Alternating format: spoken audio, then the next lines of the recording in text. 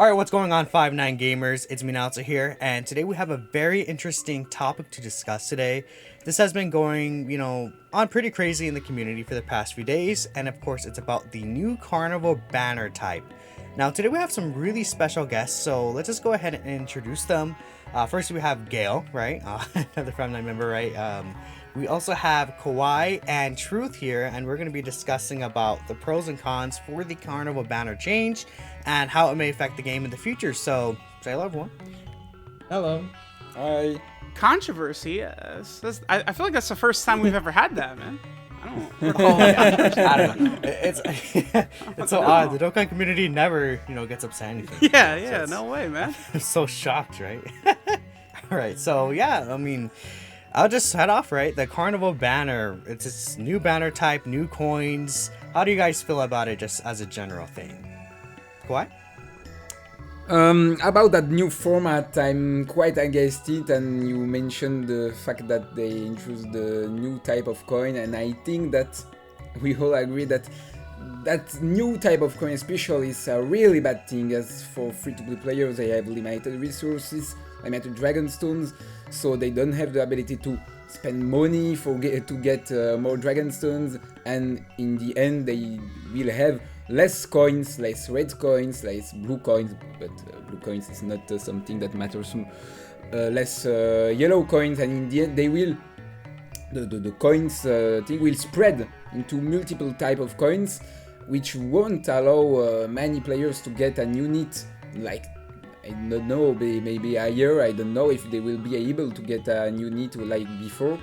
So that's, I think, the first thing that we should mention about that new format, and maybe the worst thing they introduced with this new format, I guess.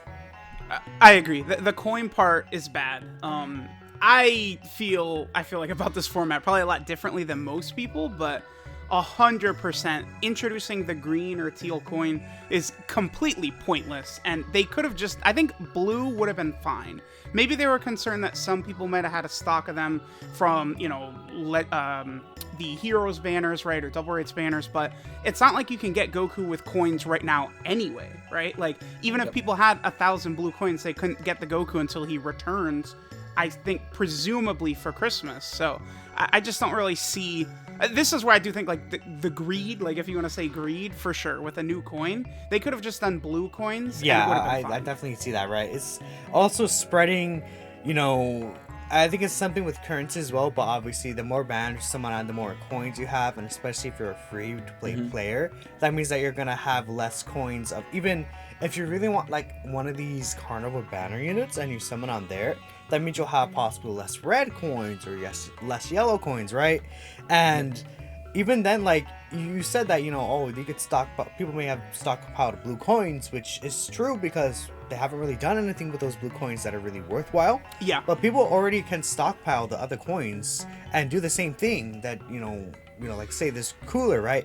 Someone could stockpile their coins and not get cooler this banner, then buy like 5 of them the next time they come back, right? So I don't see a difference between, introducing a new coin, again, like you said, greed, but it's basically what they would have been doing previously, right? Just actually adding value to it. One thing I did see, it was actually Living Ichigo that tweeted this. I saw he had said, I hope that this new LR is not blue coin, because I just bought a lot of Elder Kais with blue coins. I feel like that's potentially... I was the same as well, by the way. I literally did the same a few months back. Yeah, that's one downside, but I still feel like overall it would have been better for them to just make Carnival's blue coins, right? I feel like it would, because they said that they're changing Double Rates banners to Carnival coins, the green coins, right, rather than the blue coins they've been in the past. So I feel like they could have all tied it up a little bit more nicely by making it all blue coin.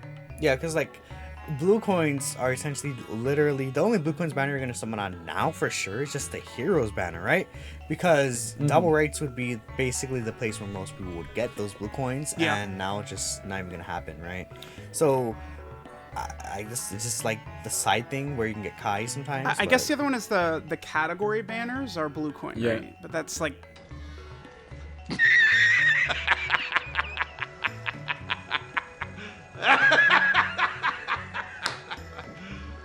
You serious?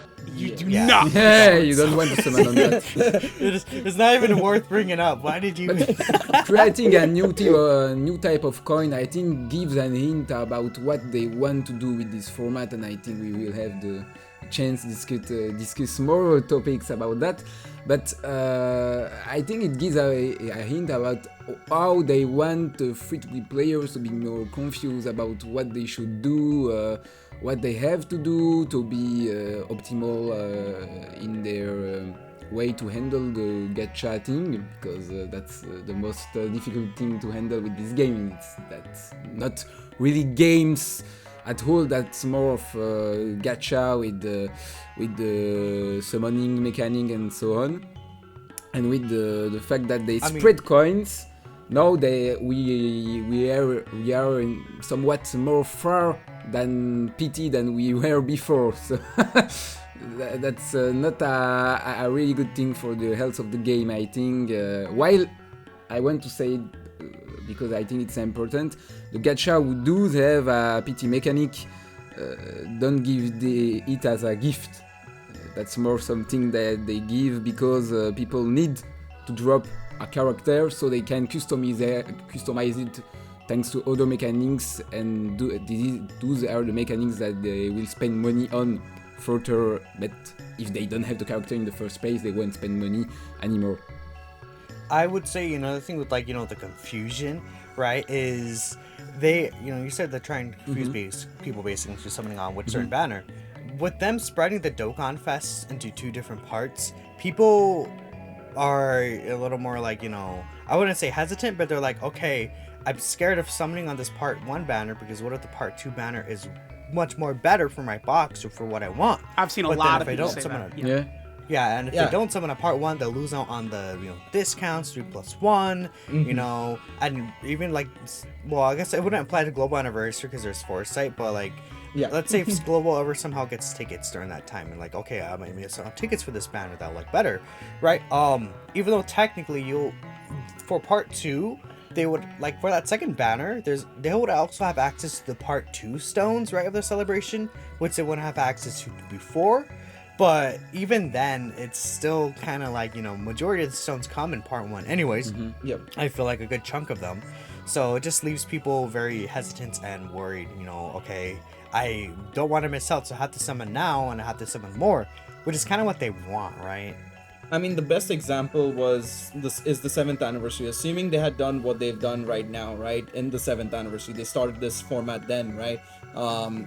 You have, so the first half is gonna be, let's say, Goku and Vegeta, the God Bros, and Kaioken and Goku. So we know Grade 8 Vegeta is in the second half, but remember, before the anniversary, we all thought it was Vegeta Blue, right? That has to be Vegeta Blue on the opposing side, no matter what. If it's SSJ for Gogeta or Goku and Gogeta Blue, the opposing side has to be Vegeta Blue, right?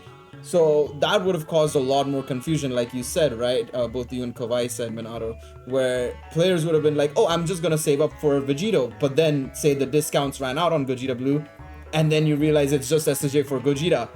The amount of Vegito fans that already hate Gogeta would even hate Gogeta more because of that whole situation, it just becomes a chaotic mess. Of course, this celebration, we kind of know what's coming for part 2, so we at least have that going for us, but come on, if it were to happen on the 7th year anniversary where we didn't exactly know what was in the second half or the second Dual Dokkan Fest, that could have been a problem right there.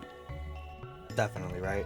And I would say on top of that, one thing about in terms of the confusion with the banner, at the very least, since it seems like it's essentially it's gonna be a little similar to Dual Dokkan Fest format where you can kind of predict what the part 2 banner will have.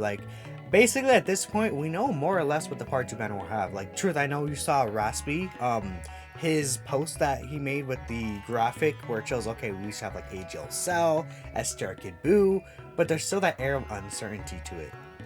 Yeah, it is good because we do know that the Dokkan Fest banners are virtually untouched, right?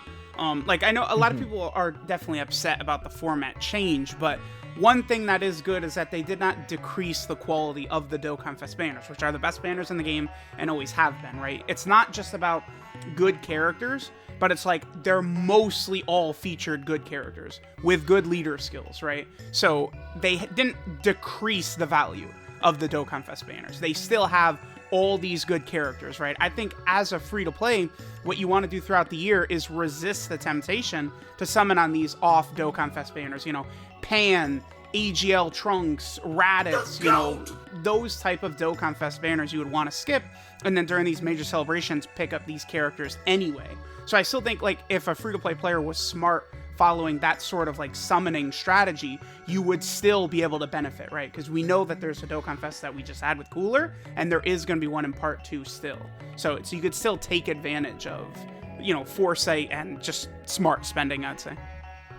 I mean, in a sense, right, I want to bring this up because I think this is something that people don't really talk about in terms of this. I said it earlier, but let's say you're only summoning for a Dokkan Fest, and then you're a global player, so then you have a bunch of stones saved up, and then you know, summon for the Part 1 banner unit, and then you get them in a reasonable amount of stones, and you're like, okay, cool, now I could save for the Part 2 Dokkan Fest, and then previously you would have to use all those stones from Part 1 still for the second Dokkan Fest banner, right? But now, since it's in Part 2, you'll have access to more events, more content, more stones, and you'll be able to actually technically have more stones across both banners, given you don't get absolutely, like, you know, trashed on the first Dokkan Fest banner, right? So if you only focus on those Dokkan Fest, you technically would have more stones to play with, given your luck, right? You also, so one thing that a lot of people have been upset about is, so the discounts are a limited time, right? I believe the discounts, Kowai, I believe you said it ends the day before we should get the new units revealed, right? The discounts? If we check the last year thing, that was pretty much it. We have the discount at hand just before the day they reveal the Power 2 characters on Twitter. I remember in years past, they haven't done this recently, but they used to wait to give out like top grossing stones and stuff like that until discounts had ended, right? That was something that they previously used to do quite a bit that they've really calmed down on. And I do agree that, right, like the discounts running out, and then the Part 2 banner comes out, so it's like, as a free-to-play, like, maybe you really want, like, the featured units on Cooler's banner, but Cooler himself doesn't benefit you much, and you're hoping that the Part 2 Dokkan Fest might benefit you, right? So the discounts sort of having that closed window for Part 1 is a bummer, but at the same time, the Part 2 Dokkan Fest should also have those discounts, right? So you could look at it in a way where basically across the entire celebration, except for what, like a 3-day window in the middle, there is going to be a Dokkan Fest banner up basically with discounts, right? It's like previously it would have both had the discounts front loaded, but now it could be advantageous to a free-to-play player if you're able to get it early with the discounts, and then it could help you for the Part 2 banner, which would then have discounts going probably close to October, right? Which could work out well. And another thing, with more stones in mind, keep in mind, since there's 2 Dokkan Fests in each part, it's reasonable that we hit top grossing for both parts, which usually we don't hit top grossing for these, you know, second parts. Yeah. But now, you know... It definitely does seem like Dokkan Fests themselves are mostly what carries the game. I do think splitting one into each half keeps the momentum of the celebration like much higher. Like people are more excited, right? Like right now the format change a lot of people have been turned off on, but I feel as though once we get to another, like once people have had time to sort of like, you know, just I guess accept it for lack of a better term, future celebrations with this format, I feel like the whole celebration will be much more hype than just past years, which have just been overloaded at the start. Super hypeness, but then, you know, like the 5th day of the celebration, like, okay, that's it. Dokkan Fests are done, right? Now waiting a month for another Dokkan Fest. We're just waiting for one of these, like, pretty crappy yellow coin banners at this point. Yeah, exactly. What about the discounting? I think we should not compare the two situations between, for example, last year and now, because if you look at it, the thing is, for this celebration with the new format, we really don't know what's happening in the Part 2. Obviously, we have a clue. I think we agree that there is something like Metal Cooler and maybe Super Saiyan Vegeta and Super Saiyan Goku, which will be coming. And I will go into a bit of speculation about that, but if we look at it, I think that the Super Saiyan Goku and Vegeta will fit into the powerful combat category, while the villain will fit obviously in the cooler team. So that makes a situation when the two units will be good in the same team, while I don't think that the part 2 characters will be weaker than part 1. It would be very, very bizarre, I think. So that creates a huge incentive to summon, because if, for example, you pull Cooler, but you don't manage to pull Goku, you go into part 2. But you wanted Goku because Goku is obviously a strong unit. It's obviously a unit that leader skill is not really impressive, so you want him to be in your team instead of playing him as double leader. So that's even more incentive to get him into your box, because you will play that unit into other teams. And you have Cooler, you go into part 2, and suddenly Metal Cooler is a really good partner for Cooler or something like that. So you will, and maybe Metal Cooler will be instead into the Carnival banner instead of the Dokkan Fest banner. So you will say, I want to strengthen that team because I don't have Goku, so it doesn't matter if I get the Super Saiyan Goku and Vegeta anyway, because I won't be able to play it in an optimal way. So I want to get that Metal Cooler, so I spend a lot of stones on it, and because you have 4 banners instead of 2, because last year we had the legendary summon, but most free-to-play players skip that banner, so I consider that there were 2 banners. Now we have 4. That creates a lot of RNG at the end. Do you be able to get the Cooler? Do you be able to get the Metal Cooler? Do you be able to get the Goku? Do you be able to get the Super Saiyan Goku and Vegeta? That makes, in spite of the confusion, that creates also a lot of. I don't think we can say that people should be smarter. That's the point where I want to get, because to be smarter we have to know facts, we have to know things that people will manage to think about it. For now we don't know anything about what's coming, the strength of the units, if you will need it or not, especially when we know that endgame events nowadays, with the red zone, with the cell max thing and so on, are pretty much fit for specific units. If you look at the broad stage of the red zone, the last phase is AGL. The last phase of Omega Red Zone is intelligence type also. So that's quite a mess for free-to-play players, I think. That's part of why the format is bad. Certainly this year... I would say that's a very, very fair point, right? Yeah. I was going to say, this year is definitely a bit messier than past years. I think one of the major reasons is because they kind of push the meta forward, right? Like, with the 200% leader skills, it feels like they've opened up a huge power gap between the top units and then units that are not at the top, right? And it's like, we kind of don't know, like, are they going to just keep this going for a while? Like, these bosses that come out that are just one-upping each other constantly? Or are they going to slow it down and let some units sort of catch up? Like, a lot of that stuff we don't know. That's very fair. Right, like, are you going to need Metal Cooler to beat, Red Zone Golden Frieza, who's stronger than Cell Max next week, right? Like, definitely questions we don't know, right? So, sure. That air of uncertainty, right? Yeah, that's going to make free-to-play players, like, really want to go for, like, Goku, or, who's guarding and stacking and reviving and all this stuff, right? You feel very safe with him. So, like, I definitely get that, for sure. And I think also one thing as well, like, one of the... There's, again, I think Minato and I are on the middle side of things, right? Where we're looking at both sides, and we agree with some things, we disagree with some things. Of course, I'm more on Kowai's side with this. But I think the biggest thing here as well is that it's just, like, when you're summoning smartly, right? You still... And it's something gachas do in general. This is not something that's just limited to Dokkan. I have to acknowledge that, and a lot of people should also acknowledge this. This is not just one gacha's thing. It's multiple gachas that do this, but a lot of this is also incentivizing fear of missing out, on the unit that you want. Especially if you look on past years, right? And with how Carnival units are going to be treated, we don't know when they're going to come back. Most likely they'll come back on Carnival banners, right? So they'll come back on the anniversary and worldwide celebration, most likely. We don't know if they'll be back on other banners.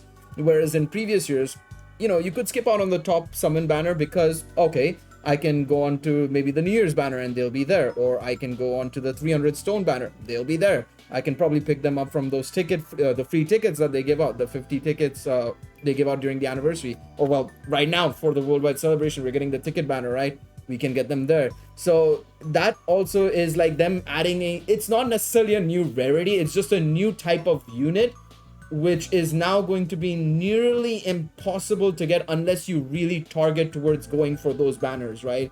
So that's going to be that's also another big issue I have with this format, is it's just going to incentivize this fear of missing out, and it's just going to aggravate this whole notion of like, okay, I have to spend to get this unit and stuff like that. It's definitely pushing the needles of players more so than anything else to try and get them, just give me your wallet at this point, basically, right? Which, I mean, that's the point of the game. Again, I'm not really blaming Dokkan for this, but I am saying it's a bad thing nonetheless, is more so what I'm coming at. I think fear of missing out is really an important thing to say, because many people fail to see why it's important to think about fear of missing out and other many addictive mechanisms.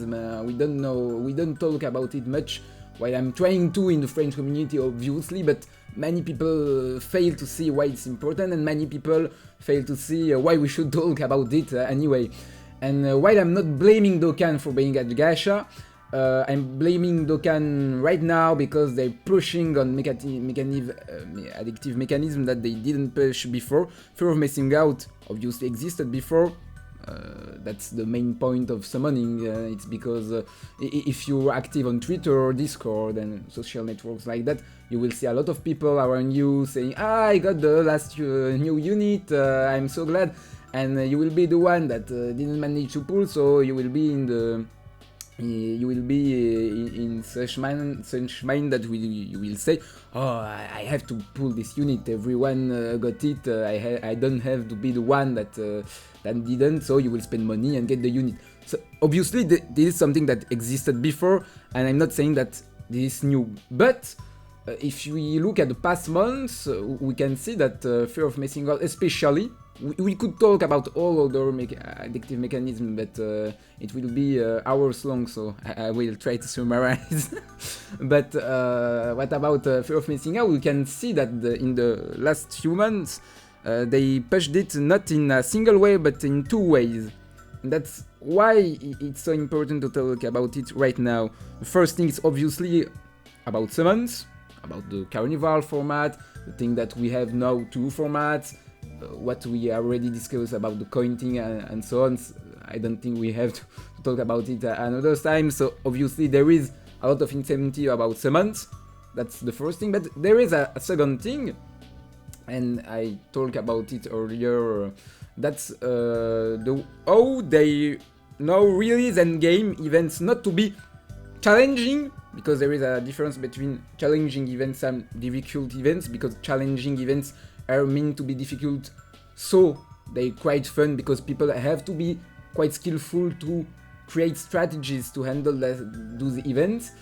And now they're not releasing challenging events like Super Battle Roads in the earlier days of Dokkan, when you will have to pull out stunning units that stun, seal, lowers attack, and so on.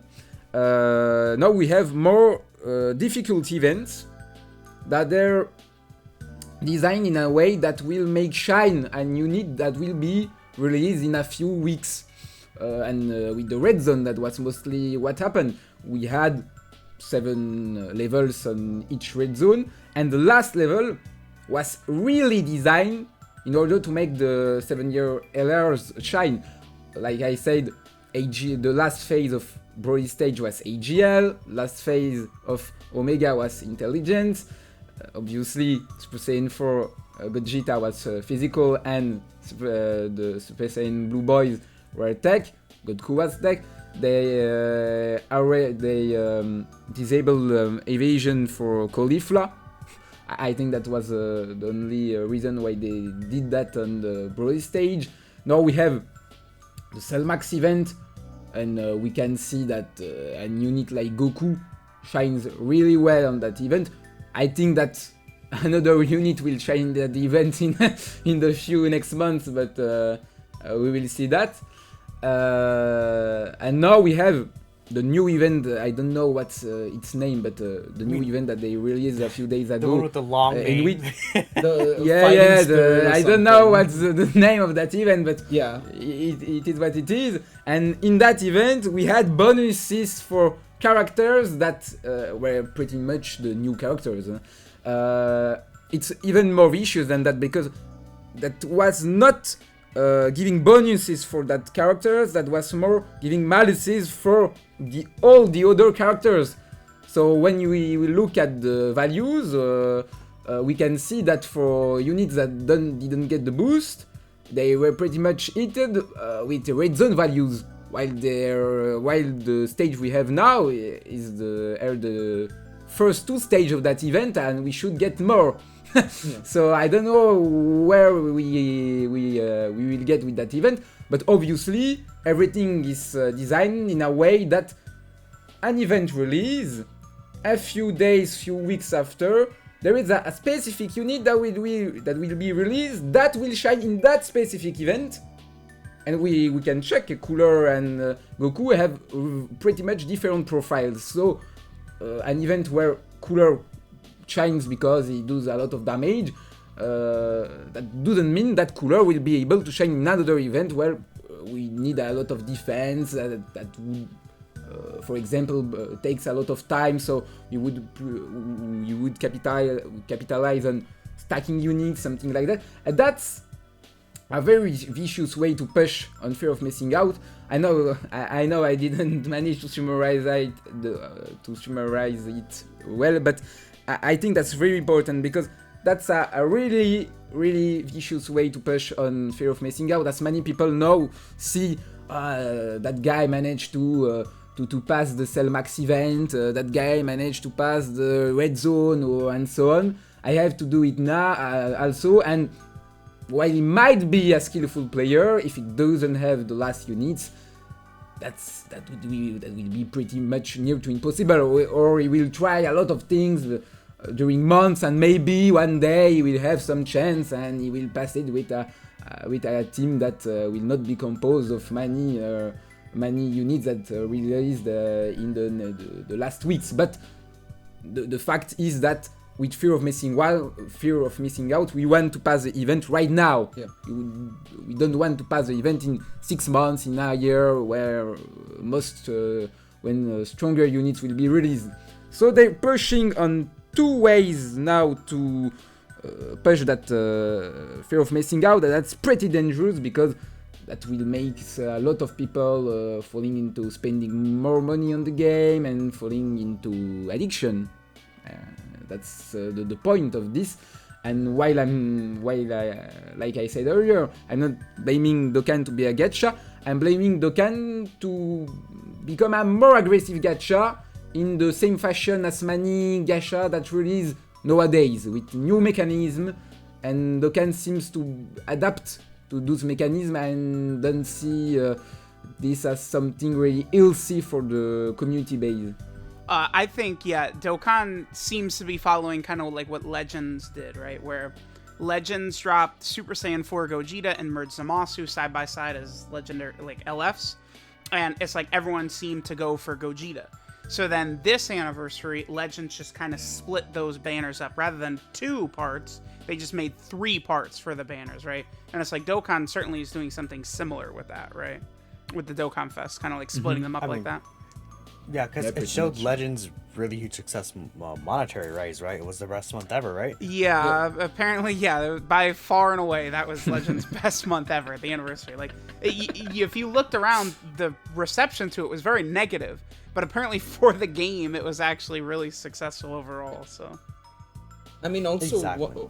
one thing that Legends did, and I think this is where the inspiration for that, I have the name of the thing right here, by the way, the Fighting Spirit of the Saiyan and Pride of the Wicked Bloodline event. So Legends has had this whole thing of like whenever we get a new unit, right? Especially during anniversary, they do this, right? We have the raid event, and always, and especially this time around, remember the whole outrage over the raid event locking like increased currency drops at like what 9-star UI Goku and stuff like that, and he would get a massive boost, right? I feel like they've done it to a similar degree, a lesser degree, of course. I think that was just ridiculous from Legends, right? The amount of like currency you could get from like just having a much higher duped UI Goku. Here nonetheless, it's still present, and like Kowai said, it is a little bit on the dangerous side. Again, it's not something that is uncommon, but the fact that Dokkan is now shifting towards that, it is a very, very dangerous sign, if anything. How Gail, you're very into like a lot of other gacha games, stuff like that. How common is that where like an event would come out and it's just completely full of like bonuses for new characters? Is that a super common thing?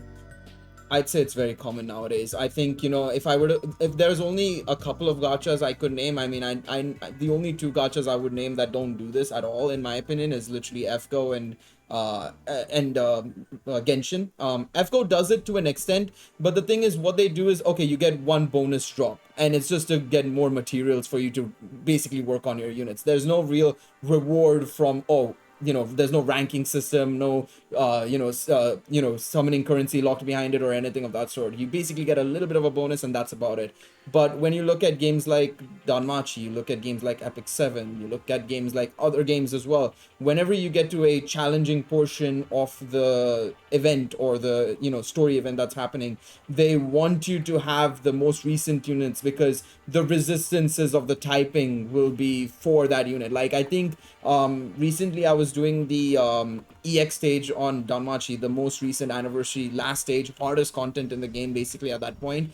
And every other thing is basically, it has some form of resistances, but because the anniversary units were light and earth, they would have debuffs specifically for that. So the opposing enemy would have like minus 80% light resistance or something like that. So they incentivized you, if you wanted to finish this hard content and try and like get clear it, and without losing any characters or anything, you need to pull the most the anniversary units, otherwise you're bust basically. So there is definitely that present in a lot of gacha games. Only one or two, maybe three go without it, but yeah, I think it's very common in nowadays gachas. Even in like Dokkan, it wasn't necessarily like character boosts. You could clearly tell, right? Like Red Zone Broly, you were designed to use the gods. Omega, you were designed to use Super Saiyan 4s, right? I feel like it's been like that, the God event, you were designed to use your 6 LRs, right? Yep. I think it's been like that, just not really in your face. Like, okay, these characters are special units, right? Yep. Nowadays, they've started doing that, though. That was not as obvious. Go ahead, sorry, Kowai. Go ahead, sorry. You go. No, so I'm sorry. That was not. I think that was not as obvious, because with God event, I remember it well. Many people struggled with it in the time it was released, and I remember it well. I managed to pass like I guess they were 12 stage. I think that I managed to pass 9 stage with no 6-year LRs, with no Vegito, no Caulifla. But I think that was an event which was obviously designed to make shine the new LRs, but I don't think that was an event that pretty much was not doable without the new units. While Red Zone, it's possible. We know that it's possible. Many people did it. That's not the point I'm trying to make, but it's obviously way more difficult, and especially with the 3 tries per day that they introduced with the God event. But that was way more obvious on the Red Zone event than in the God event, I think. And what about what you said about gacha and so on? I will not remake the history of gacha, because if we do that, I will now talk about during 3 hours, and we don't want that. But what I apologize. I did a lot of research in the last few years about gacha, and what we can say is that the more the gacha evolve, the more aggressive they are, and Dokkan was released in the earlier days of gacha. Yeah. It was in about 7 years ago, so that was very the first gacha that released, and they were mostly focused on getting the characters. It means that if you spend money on those gacha, it's because you want to get the characters, and that's mostly it. In Dokkan, if you have cooler and I have cooler, the only thing that can differ between your cooler and mine is dupes. If you have dupes, it will be stronger than mine, but that's it. And we don't need, especially to have dupes to pass events. That was never the case in Dokkan, and it's still not the case, I think. While in many gacha, you have to get the character in the first place, and then maybe you will have skin sting that will increase the status, the stat. You will have many dupes, like legends, when you have to get, I don't know how many dupes you have to get to 14 stars, but that's an insane number. You have many exclusive mechanism of the game. I played at Sensei Awakening a few years ago, and it was pretty much insane because you had a lot of mechanisms that allowed you to increase the stats of your character. I remember things like equipment that were allowing players to basically there was a notion of speed, which defined which unit will play before which unit, and there were players that spend so much money on improving their equipment that their whole team played before the opponent. So that was the kind of thing that is the kind of thing that we can't find on modern gacha. And Dokkan today is trying somewhat to catch up on some of those mechanisms. And while it's common, the thing that we can say is that it's bad. It's a bad thing, because that's obviously good for the financial health of the game, but not for the community health of the game. There are two things that are very different. In a sense, even with, like, again, circling back to the banner format, right? You could say it's a bad thing for the players, especially the free-to-play players. But in a sense, if the game does do more successful, that's the longer the game lasts, and that's the longer we could actually enjoy this game as well, right? And, I think that there definitely are a lot of pros and cons to this banner format, right? And I feel like we got a little off topic there, but still, I think it's all related to all in all how this is going to affect the game, right? But still, I think that I personally would say overall I do lean more towards that I like the change. I think just the yellow coin banners before were just kind of, I guess, not really worth summoning on, or kind of worthless, which in a sense you could argue that's good for free-to-play players. That means more stones they could save, but I think actually having, more stronger, I wouldn't say necessarily premium, but I guess it is, right? Just stronger units overall. Like the 150% leader skill sucks. Now these legendary summon banners have multiple LRs that'll in the future have Carnival LRs. There is also the fact that the Carnival banner is just outright better than any yellow coin banner ever, right? 7 featured LRs is certainly pretty good. We don't. If you compare it to a Dokkan Fest, right? You'll be like, oh, this banner sucks, right? But you have to compare it to a legendary banner that'll have I don't know, physical Kaioken Goku on there or something. Yeah, because the Carnival banner is not taking the place of a Dokkan Fest, right? They just swap the positioning of the banners in the celebration. But the other thing, too, it's very hard to say. So Goku right now is the only Carnival exclusive character we have, which, again, for some reason on Global they call it Carnival Featured, but on JP it's Carnival Exclusive. Will Goku be featured on the next... Obviously, I'd say during this celebration, the answer is no, right? But outside of this celebration, right, would Goku be featured among those 7 LRs, or is he just going to be unfeatured in the banner, right? And I think how good this format can be would determine on that, right? If we go a year down the line and, there's a Carnival Blue Vegito, and then we have like Carnival Metal Cooler from this celebration featured on there, and then Carnival Goku from this celebration also featured on there, all of a sudden the banners become like actually like really good value, right? Compared to the years of very terrible yellow coin banner value, right? Yeah, I do believe the way they'll do it is probably how they handle Dokkan Fest LR banners, right? Where they basically will, if there is going to be 2 Carnival LR banners, from here on out, anniversary, worldwide celebration, right? They'll probably shift them into like, okay, one can go into part 1, one can go into part 2. Something like that is probably what it's going to be like again. So they're going to focus on, I think, making sure that the banners will still be split up basically somehow, some way.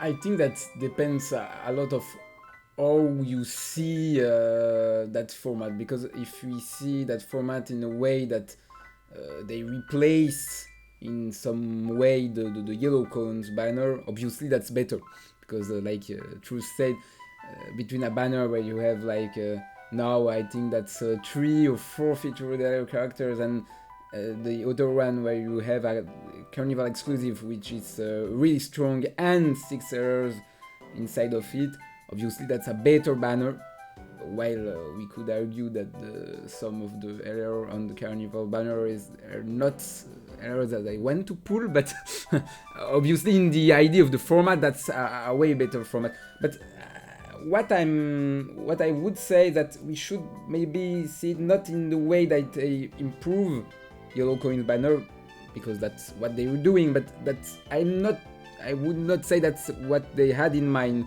What they had in mind is that now that we have those Carnival banners, which were in the past the legendary banners, they will continue to exist, but that's a better format than that.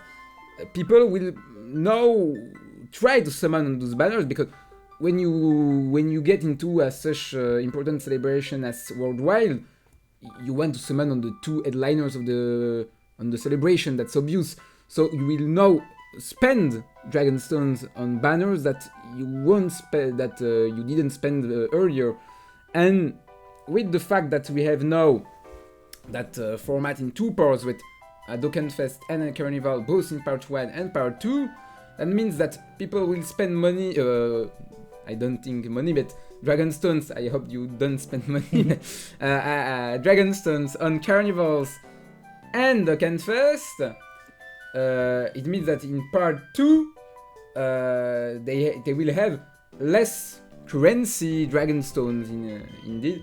They will have less Dragonstones to summon once again on the Dokkan Fest banner and the Carnival banner. They have 4 banners, like we said earlier. They have 4 banners to summon on it, while they had earlier 2 banners, because Legendary Summon was not interesting at all for free-to-play players. I'm more looking at that way, that the way they just improving Yellow Coin banner, because what about that point? I agree. That's obviously better that Yellow Coin banner that we had until now. So I think it's more a question of a point of view, and I think it's important to make these points. Yeah, and all in all, just with this banner, I just think that I personally, again, I'll just say it again, I like the change. I mean, just general consensus. Do you guys like the change or just dislike it? Like, yes or no? Truth? I do. I feel like it's going to be more, I guess, beneficial towards the quality of these celebrations overall. I feel like the hype will be higher. People will be more excited. Of course, it will do. Like, the thing is, this is going to do a lot better for Dokkan regardless of how anyone feels about it, right? Like, these part 2 banners never get top grossing. I fully expect that this Dokkan Fest coming is going to get top grossing, right? So it's like, I feel like the celebration will be a success from Dokkan's viewpoint, monetary wise. So of course they're going to be running this back constantly, right? But I think that the momentum of the celebration being stronger is going to be a huge improvement. It's like right now people are really, upset about the change, but I feel like as time goes on, people will warm up to it, right? And it's just sort of like knowing like how to better like utilize your stones and stuff like that, right? Like right now this kind of just came out of nowhere, right? But like as people have time to adjust, I feel like it'll be less of an issue for people. Yeah, and I guess one thing I'll add there, if you consider like the global anniversary, global will know exactly what's going to be coming for that, right? So they could actually better predict if you're a global free-to-play player, which is kind of a plus. And then say if you like the part 2 banner better, you can put all the stones for part 1 and 2 onto that second banner, and you have more stones than you would previously, right? So I think that's, you know, the little thing that you could add there. But Gail, what are you thinking? First and foremost, global W as always. We love to see it. But I think I'm still more on the side of no. Even though I agree with Truth's points as well, it is going to be financially healthier for the game. AKA that means Dokkan will live forevermore. Basically, they're gonna rake in the big bucks basically. But I think as looking at it from a community perspective, looking at it from a personal perspective, you know, having experienced it in so many other gacha games, I'm not a big fan of it personally. I think they could have handled it in many better ways. You know, I think we've spoken about it, the coin system and some other ways as well. They could have just improved it here and there. That I think would have made the value tremendously better, but also allowed players to, you know, take it a little bit easy with their stones and whatever. You know, it just overall small things that could have been improved overall. So for me, I'm more on the side of no, but I am like still somewhat in the middle to no, effectively for me. Alright, and I guess anything's out a little. Kowai? What about the financial health of the game? Obviously, it would be better, but I think that's quite fun to say. I'm not an editor of the game. That means that if they do more money, I won't get it. That's none of my business, and they can get more money if they want, but that's not my business at all. I'm a player of the game, and when I'm thinking about the player side, I think that's going to be a really bad format because people will have trouble to handle their Dragonstones, how they will handle the game, and moreover, I think that's something that will be somewhat oppressive for the players more than fun. And while I agree on the momentum thing that Truth said, that's going to create a momentum that will be quite interesting for the celebration. I think that's a way to occult some topics that are important, way to actually improving them, like topics like the lack of content. That is another debate for another day, but I do think that there is a problem of lack of content in Dokkan, and that's a way to create more hype on a wider span of time, while not improving those topics, and while occulting many topics like the frame system and so on that get completely out of sight, and people just are hyped because there is a new format, because there are more new units. We know that when new characters release, people just are hyped and don't think about anything else. That's mostly what happens. That's a way to occult that those kind of topics that are also important for the health of the game, and on the financial way and on the community way for those topics. So I'm more of the no side, and really I'm in the extreme no side, I would say. That's very fair. Alright, and yeah, I guess wrap up my thoughts again. I think that change is overall going to be better, right? It just because I think, you know, it just having just a worthless banner sitting there for like part 2 for a lot of players just kind of sucks. And while it's all split apart and there's technically an extra banner, I think that overall people may come to more like the change, but we can only tell with time and how they're going to return these units and things like that. But that's basically going to be it. I just realized it's a 50-minute discussion, so I hope you guys enjoyed it. If you did enjoy it, feel free to, of course, like the video, subscribe, and comment down below what you guys think about the Carnival banner. I'll be interested to see what you guys think. But for me, Truth, Gale, and Kowai, thank you all for watching again, and we'll catch you next time.